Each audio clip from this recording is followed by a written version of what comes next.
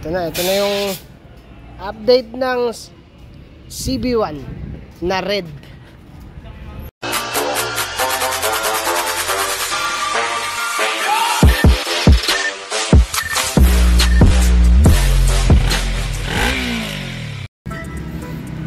Nag-ano to nagbo-blow by. Papakita ko lang muna yung setup no, para safety lang tayo. Yung tornilyo magkaiba na. Dito yan. Kaya pala hindi maigpit.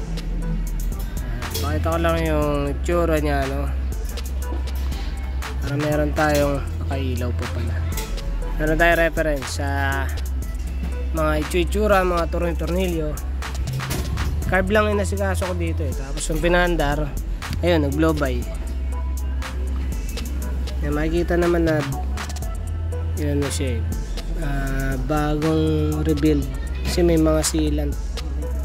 Mga sealant sa palibot. Kita nyo ba?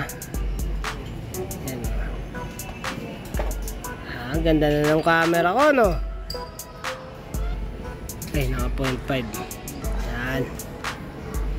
Kasi mga tornilyo kulang ang tornilyo dito sa radiator. Yung kabila, yung sa kabila baho. May kanal na yung coolant nito. Saan ba yun? Ayun, talagyan ng nut. Wala may issue yan.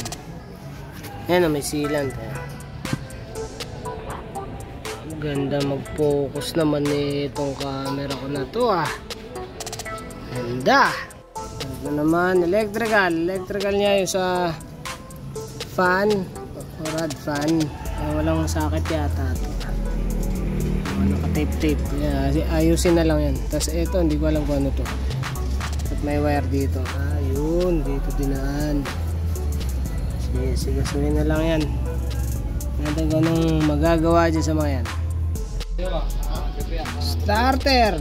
Yan yung wire na nakalagay. Ano ko yung magaspang papasok ko. Tornilyo, nauna yung tornilyo bago sinampay makina. Sa slider to. Hindi na siya nakatornilyo sa makina.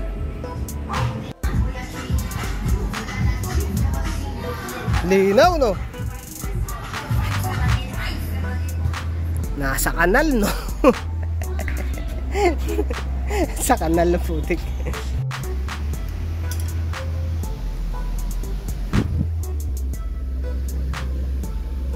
Papalitan ng bago. Tsaka yun, leakiness. Kahit one click yan. Kahit ano pala, kahit nagli-leak, kaya para mag-one click. Nabos na. Bus agad. Basta leak. Sama itsura na ito. Hindi pa ba yung sealant lang to? Hindi, dito pa yung gasket. Dito pa. Ayun. Ito pala. Nakaslik dito sa intake. Sa intake, kailangan nga wala pa naman tumulo sa intake. Hindi na namin binugan kasi ganito pa lang naglilik na. Sure ball lapping. Lahat nila lapping. Lapping trick. Sobraan sa sealant. Bumara na sa linya ng coolant.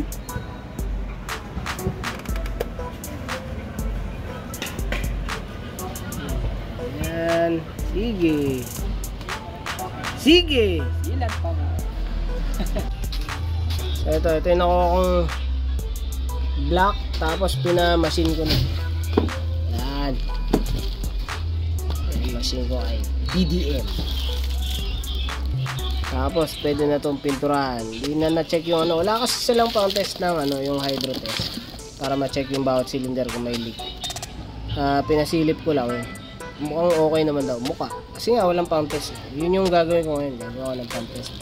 Pero siguro mga susunod na na lang, susunod na video. Bali magkakaroon na tayo ng testing ng individual cylinder. O ay hindi, yung kabuuan pala. Makikita natin individually kung mayroong problema yung cylinder. Ito nga pala, bukod sa ilalapin, kailangan dalhin sa machine shop para ma-replace.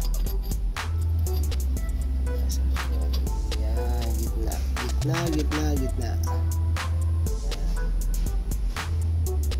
Ayan o. Lubog yung gitna.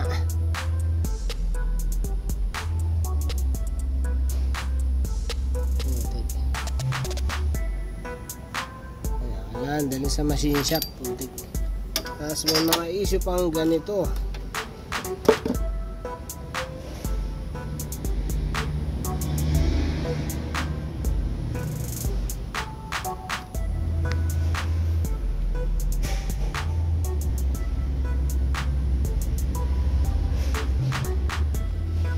Dapat na isabay ko na dun.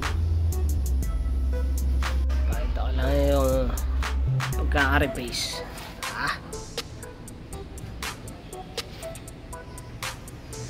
Good shit.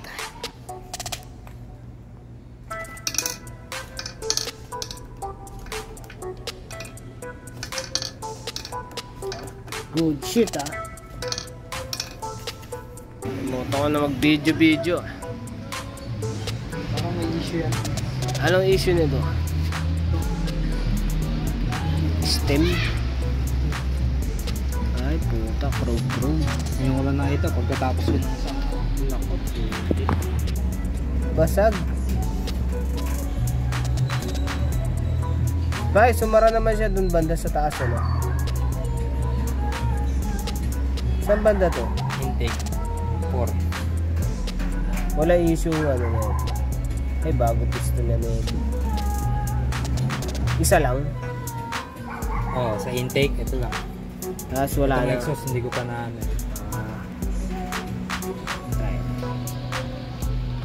Pwede pa yan. Hanapan natin ng ano, baka meron. Natin yung bagong service. Nilaping tsaka nirepace. Nirepace muna pala bago nilaping. Papalitan na natin ng valve seal. Pinturahan ko siguro muna. Pinturahan ko na muna. Ang puti talaga. Ngayon ko lang napansin ang putya. Ano yan? Ano yan? Puta naman talaga. Patapos na. Puta rags na talaga. Patapos na eh. Ano to? Ano to? Putik. So ito medyo malapit na matapos. Hindi ko pa kinakabit yung cams. Bali nakasalpak lang na ganyan. Ay nakapatong. I-valve clearance ko pa kasi. Bali pagkatapos ng valve clearance pwede na isara. Tapos itong mga to saka na pag sinampa na yung makina dun sa motor. Kasi mabigat eh. Kung nandito pa yung clutch, nandun pa yung ano pati yung oil pan no? So mamaya na lang. Kaya na kayo medyo ngongo kasi nasakit ako kailangan banat lang ng banat kasi ito walang ano yan, walang sealant kahit saan walang sealant yan, puro mga naka oil lang yan, ilagyan na lang is yung gasket. Pakita ko lang bago natin sikasuhin yan, yung mga yan tumulo kasi yung piston binabara ng oil yun, dinarilan ng langis muna yun bago sinalpak. Pupunasan lang naman yan. Good shit So ito yung mga shims na pinapalit ko. Ayan, may mga size yan. Ito yung mga nakuha ko sa kanya. Ang mga hinasa pa yata. Wala na mga lumubog. Mga ano na nalubog na tsaka nabura na. Ito, pinagpapalitan ko na yung exhaust. Doon ako sa intake. Bali ginagawa ko yan, ganyan. Kailangan may number kasi para hindi na ako magsusukat. Kumbaga yan na yung sukat niya Para pag nag-set ako ng valve clearance, meron na akong initial na na reading. Madali na ako makapag-set ng valve clearance. Yan. So ito, kakatapos ko lang sa valve clearance. Itong mga to, hindi ko na pinturahan kasi pag pininturahan ko yan, tapos ginamit ko ulit. Maano yan eh, matatanggal lang yung pintura eh. Ito naman po. Basag din pala ang walan yun. Ipapantayin ko na lang to. Wala tayo pamalit na ito para maitakip na ulit. Sama ang pocha. Ayan. Tapos pwede na ako sa oil pan. Tapos headers. Hanip. Dano. Ay patayin nga natin ilaw. Oh, maganda pa rin kahit puro patay ilaw. Aha. Walang sealant yan. Ito, naiwan ko sa machine shop yung sa luma niyang black. Kaya hindi ko masikaso yung waterline ng pucha. Diba, starter, buti binuksan ko. Ganyan yung orientation na pagkakatanggal ko. Tapos toits. Ubus na.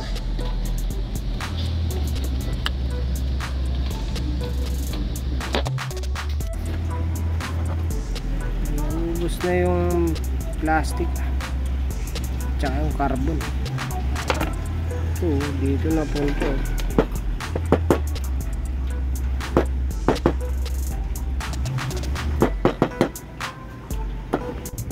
Ito nga pala, may nakuha nga pala siyang tambucho na tiyan liit eh.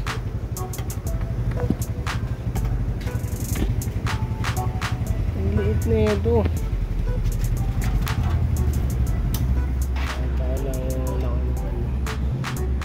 Tapos alangan tiyan liit eh. Malapit lang ako kaya mukha siyang malaki pero yung diameter ng tubo versus natin sa nakita ba? Hirap makita. Ayun. Ang liit po siya, maliit yung tubo.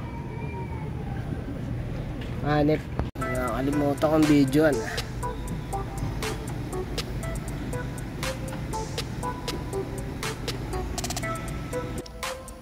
Siya parang umaga. Yung wire para sa starter masyado na maigsi. Kasi ganito na rin yung tsura eh. Kailangan natin palitan po siya. Ito goodies sana eh. Ano nga ba yung papakita ko dito? Hindi ko makita yung suksukan ng para sa neutral light eh. Neutral switch pala. Yun na makita. Magulo eh. Medyo magulo siya eh. Medyo magulo yung electrical natin dito ah.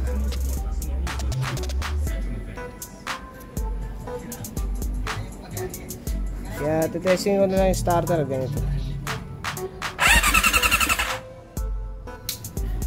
Busit.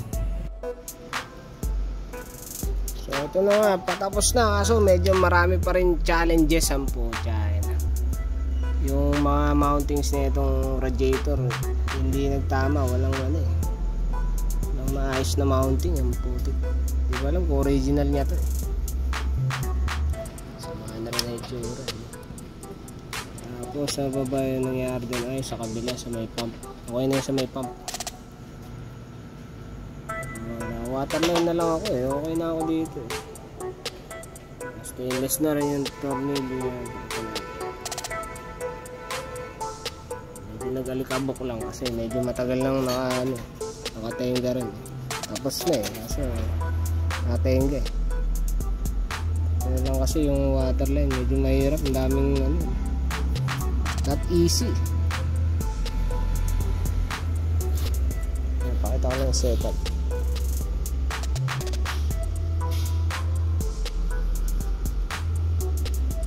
Pwesto pa yung mga coil ilalagay sa ilalim yata yung ulit yung high tension wire kasi originally dun siya eh kaya sa ilalim ang hirap nga eh, hirap ng pwestuhan na ito. Sige po, pasto maluwag eh. Ito maluwag kasi ito walang mounting dito sa baba. Hindi magkikita yung tornilyo. Nahirap ah. Nagawa ko pa ng mga bracket ang putik. Daan na lang sa likod ha. Problema pa rin eh. Pucha oh. Diskartehan yan putik. Malagay lang ng hose eh.